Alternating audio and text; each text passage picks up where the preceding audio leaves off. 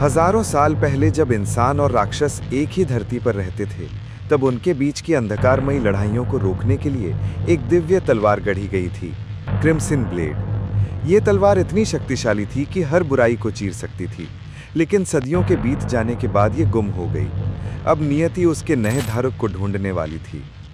गांव रहना शांति और सादगी से भरा हुआ था। बच्चे खेलते थे, किसान खेतों में पसीना बहाते थे और हवा में सुकून घुला रहता था। इसी गांव में रहता था 14 साल का आर्यन, गरीब, अनाथ, मगर सपनों से भरा हुआ।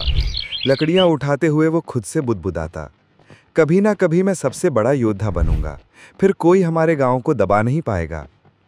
लेकिन उसी शाम सब बदल गया। आसमान काला पड़ा, बादल गरजे और गांव पर हमला हो गया। काले कवच पहने सैनिक, जो डार्क लॉर्ड ज़ेफिर के अनुयायी थे, घोड़ों पर सवार होकर आए और घरों को आग लगाने लगे।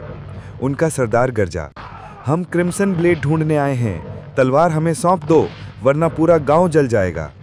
अरिन भागते भागते अपनी झोंपड़ी पहुंचा। वहां उसे एक पुराना संदूक मिला। कांपते हाथों से उसने उसे खोला। अंदर लाल चमक बिखर गई। ये वही तलवार थी, क्रिम्सन ब्लेड। ये इतनी गर्म क्यों है? वो फुसफुसाया। अचानक सैनिक दरवाजा तोड़कर अंदर घुसे। डर के मारे अरिन ने तलवार उठाई। उसी क्षण उसकी आंखों में लाल चमक आ गई और तलवार से ऊर्जा की लहर निकली जिसने सैनिकों को उड़ा दिया। ये ताकत मेरे अंदर से आ रही है, वो अविश्वास में बुदबुदाया। गांव का बुजुर्ग ये देखकर कांप उठा। उसकी आंखों में विस्मय था। नहीं, क्रिम्सन ब्लेड ने तुम्हें चुन लिया है। लाल आसमान के नीचे जले हुए गांव के खंडरों में आर्यन खड़ा था।